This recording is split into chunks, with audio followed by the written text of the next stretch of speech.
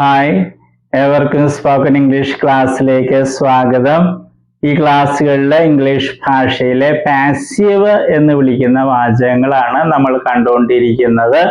ആദ്യം തന്നെ പാസീവ് എന്താണെന്ന് മനസ്സിലാക്കണം. എല്ലാ ഭാഷകളിലും പാസീവ് ഉണ്ട്. മലയാളത്തില് അവനെ സഹായിച്ചു, അവനെ സഹായിക്കണം, അവനെ സഹായിക്കും, അവനെ സഹായിച്ചിട്ടുണ്ട്. ഈ വാചകങ്ങളെല്ലാം പാസീവാണ്. മലയാളത്തിന്റെ ഒരു പ്രത്യേകതയാണ് ചില വെർബ്സ്, ചില ക്രിയകളെ രണ്ട് രീതിയിൽ നമുക്ക് പാസീവായിട്ട് പറയാൻ പറ്റും. അവനെ രക്ഷിച്ചു അല്ലെങ്കിൽ അവൻ രക്ഷിക്കപ്പെട്ടു, രണ്ട് രീതിയിൽ പറയാം.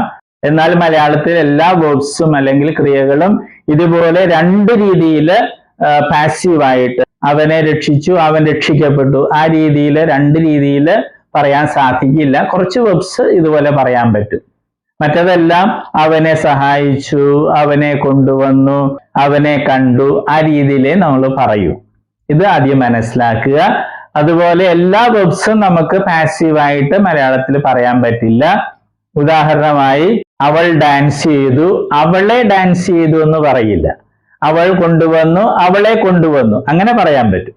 പക്ഷെ അവൾ ഡാൻസ് ചെയ്തു, അവളെ ഡാൻസ് ചെയ്തു എന്ന് നമ്മൾ പറയില്ല. ഇംഗ്ലീഷിൽ ഇതുപോലെ തന്നെ എല്ലാ വെർബ്സും നമുക്ക് പാസീവായിട്ട് പറയാൻ കഴിയില്ല. അത് മനസ്സിലാക്കുക. നമ്മൾ കുഡ് എന്ന വാക്കിന്റെ പാസീവ് വാചകങ്ങളാണ് ഇപ്പോൾ കണ്ടുകൊണ്ടിരിക്കുന്നത്. 4 വാചകങ്ങൾ കഴിഞ്ഞ ക്ലാസ്സുകളിൽ കണ്ടു. കുഡിന്റെ പാസീവായിട്ടുള്ള 4 വാചകങ്ങൾ. കുഡ് നേരത്തെ നമ്മൾ പഠിച്ചിട്ടുണ്ട്. അതിൽ നിന്ന് വ്യത്യാസമാണ് ഈ പാസീവ്. ഈ ക്ലാസ്സിൽ നമ്മൾ കാണുന്നത് ക്വസ്റ്റ്യൻ വേർഡ്സ് പാസീവ് വാചകങ്ങളിൽ ഉപയോഗിക്കുന്നതാണ്, ചോദ്യങ്ങളായിട്ട്. ക്വസ്റ്റ്യൻ വേർഡ്സ് വെൻ, എപ്പോൾ, വേർ, എവിടെ, ഹൗ, എങ്ങനെ, വൈ, എന്തുകൊണ്ട്, ഹു, ആര്, വാട്ട്, എന്ത്. ഇത് നമ്മൾ പ്രാക്ടീസ് ചെയ്യണം. അതുപോലെ പ്രാക്ടീസ് ചെയ്യുമ്പോൾ ചില വാചകങ്ങൾക്ക് അർത്ഥം നമുക്ക് തോന്നില്ല. അപ്പോൾ അങ്ങനെയുള്ള വാചകങ്ങൾ ഉപേക്ഷിക്കുക. നമുക്ക് വാചകങ്ങൾ നോക്കാം. ഹി എന്ന വാക്ക് വെച്ച് നമുക്ക് പ്രാക്ടീസ് ചെയ്ത് നോക്കാം.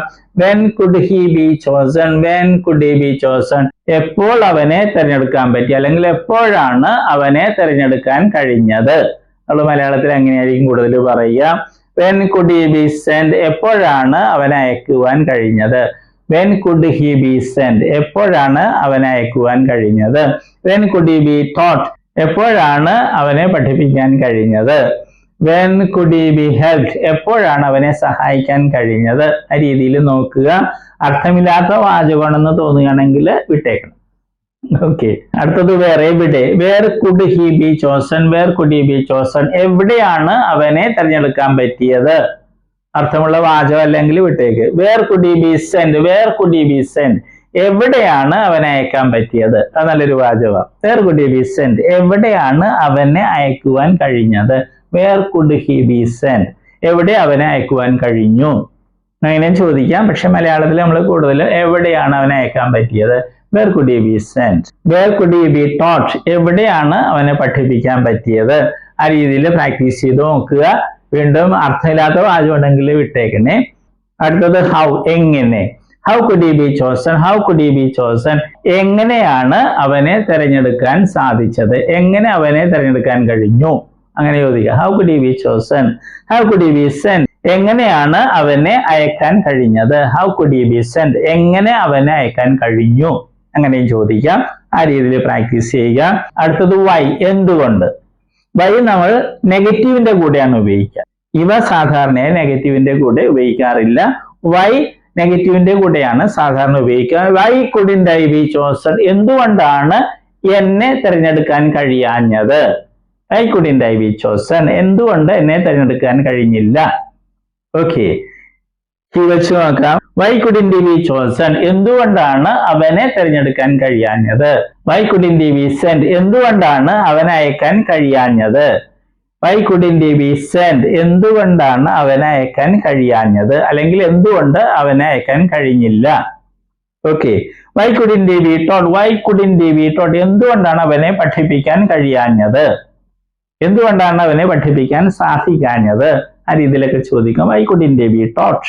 Okay, why couldn't he be helped, why couldn't he be helped, എന്തുകൊണ്ടാണ് അവനെ സഹായിക്കാൻ പറ്റാഞ്ഞത്, എന്തുകൊണ്ടാണ് അവനെ സഹായിക്കാൻ കഴിയാഞ്ഞത്, എന്തുകൊണ്ടാണ് അവനെ സഹായിക്കാൻ സാധിക്കാഞ്ഞത്. Why couldn't he be helped.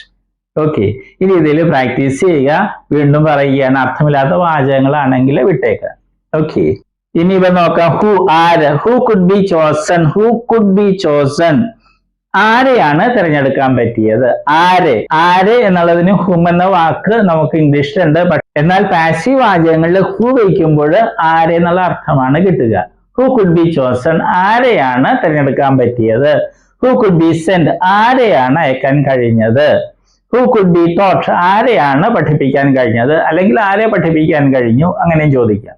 അടുത്തത് വാട്ട്, എന്ത്. What could B chosen. എന്താണ് തിരഞ്ഞെടുക്കാൻ പറ്റിയത്? അല്ലെങ്കിൽ എന്ത് തിരഞ്ഞെടുക്കാൻ പറ്റി?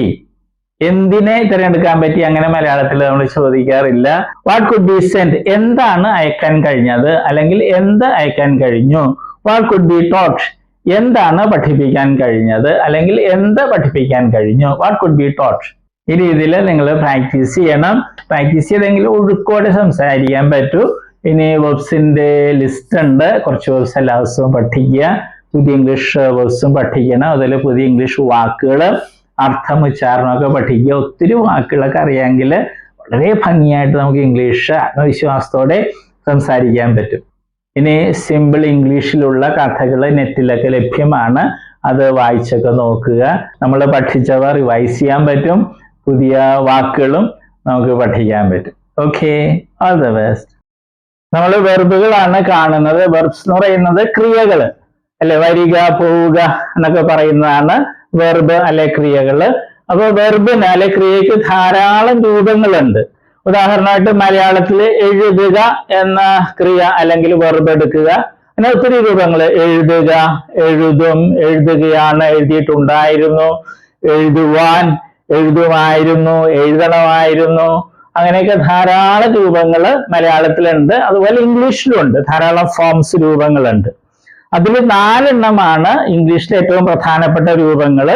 അതേതൊക്കെയാണ്? ഫോം എന്ന് വെച്ചാൽ രൂപം. Base form, present form, past form, past participle form.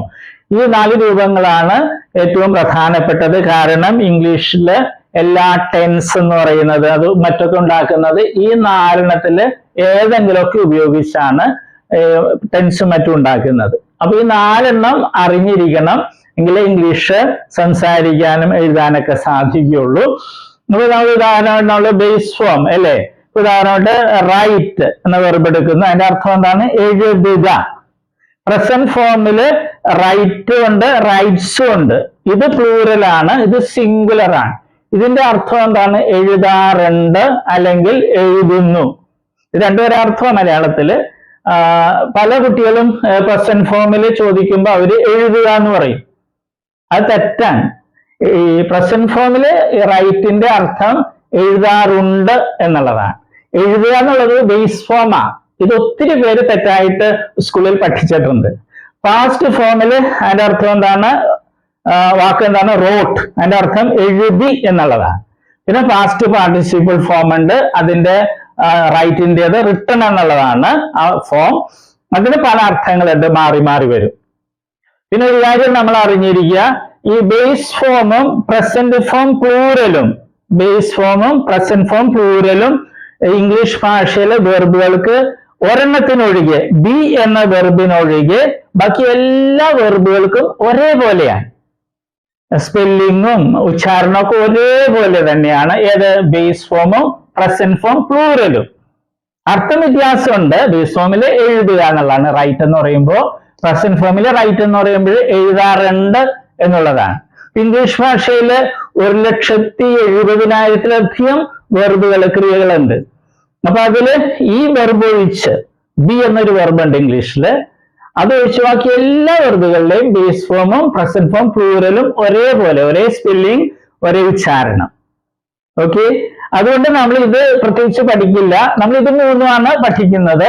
അത് നമ്മൾ സ്കൂളിൽ പഠിച്ചിട്ടുണ്ട് അല്ലെ. Come, came, come, go, went, gone, അത് തന്നെ സാധനം. പിന്നെ നേരെ ഒരു കാര്യവും കൂടി, ഇംഗ്ലീഷിൽ നേരത്തെ പറഞ്ഞു 1,70,70,000 വെർബ്സ് ഉണ്ട്. അതിൽ ഭൂരിഭാഗം വെർബുകളുടെയും ഈ പാസ്റ്റ് ഫോമും പാസ്റ്റ് പാർട്ടിസിപ്പിൾ ഫോമും ഉണ്ടാക്കുന്നത് ഈ പ്രസന്റ് ഫോമിന്റെ കൂടെ ഡി അല്ലെങ്കിൽ ഇ ഡി എന്ന് കൂട്ടിച്ചേർത്താണ്. ഒരിക്കൽ കൂടി പറയട്ടെ, ഇംഗ്ലീഷ് ഭാഷയിലെ ഒട്ടുമിക്ക വെർബുകളുടെയും പാസ്റ്റ് ഫോമും പാസ്റ്റ് പാർട്ടിസിപ്പിൾ ഫോമും ഉണ്ടാക്കുന്നത് ഡി അല്ലെങ്കിൽ ഇ ഡി എന്ന പ്രസന്റ് ഫോമിന്റെ ഈ പ്ലൂറലിനോടുകൂടെ കൂട്ടിച്ചേർത്താണ്. അല്ലാതെ കുറെ വേർബ്സ് ഉണ്ട്.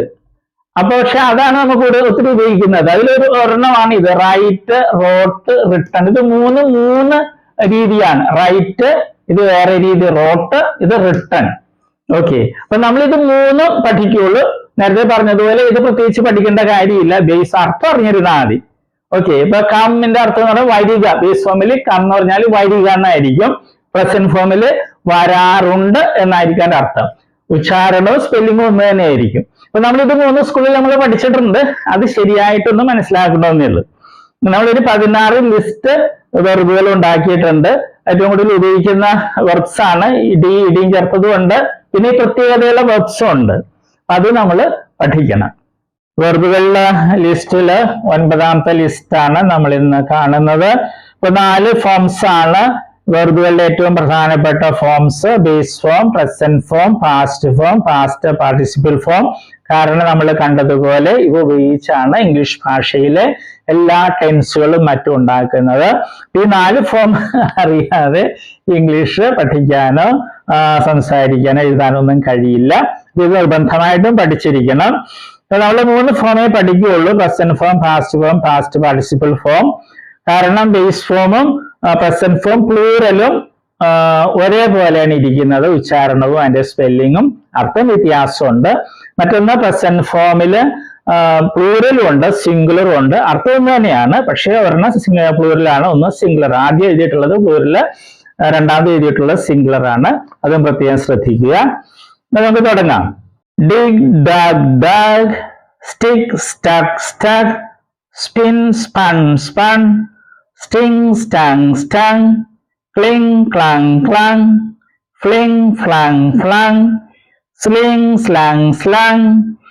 ഈ ഗ്രൂപ്പിന്റെ പ്രത്യേകത എന്താണ്? ഇവയില് പ്രസന്റ് ഫോമിന്റെ കൂടെ ഡി എന്നോ ഇ ഡി എന്നോ ചേർത്തൊന്നും അല്ല പാസ്റ്റ് ഫോമും പാസ്റ്റ് പാർട്ടിസിപ്പിൾ ഫോമും ഉണ്ടാക്കുന്നത്. വ്യത്യാസമുണ്ട്. അപ്പൊ അത് പ്രത്യേകം ശ്രദ്ധിക്കണം. ഇതിനുള്ള വെർബുകളൊക്കെ പാസ്റ്റ് ഫോമും പാസ്റ്റ് പാർട്ടിസിപ്പിൾ ഫോമും ഉണ്ടാക്കുന്നത് പ്രസന്റ് ഫോം പ്ലൂറലിന്റെ കൂടെ ഡി എന്നോ ഇ ഡി എന്നോ കൂട്ടിച്ചേർത്താണ്. നമുക്ക് കാണാം. Add, added, added, admire, admired, admired, apologize, apologized, apologized, bathe, bathed, bathed, care, cared, cared, clear, cleared, cleared, compare, compared, compared, connect, connected, connected, deliver, delivered, delivered, drag, dragged, dragged, fill, filled, filled, hang, hanged, hanged, heal, healed, healed, injure, injured, injured, judge, judged, judged, murder, murdered, murdered, like, liked, liked, memorize, memorized, memorized, look, looked, looked, measure, measured, measured, plan, planned, planned, notice, noticed, noticed. ഓർക്കുക, ഈ വെർബുകൾ ഇംഗ്ലീഷിൽ ഏറ്റവും കൂടുതൽ ഉപയോഗിക്കുന്ന വെർബുകളുടെ ലിസ്റ്റിൽ പെട്ടതാണ്. ഇങ്ങനെ ചില വാക്കുകൾ നോക്കുമ്പോൾ അതിന്റെ സിംഗുലറിലെ സ്പെല്ലിംഗിൽ വ്യത്യാസങ്ങൾ കാണാം. അതുപോലെ ചിലപ്പോൾ പാസ്റ്റ് ഫോമിലൊക്കെ ചില അക്ഷരങ്ങൾ ഡബിൾ ആകുന്നുണ്ട്. അതൊക്കെ പ്രത്യേകം ശ്രദ്ധിക്കുക. ഈ വാക്കുകളുടെ ഉച്ചാരണം പഠിക്കണം, ഈ വാക്കുകളും പഠിക്കണം, അർത്ഥം പഠിക്കുക. ഓക്കെ.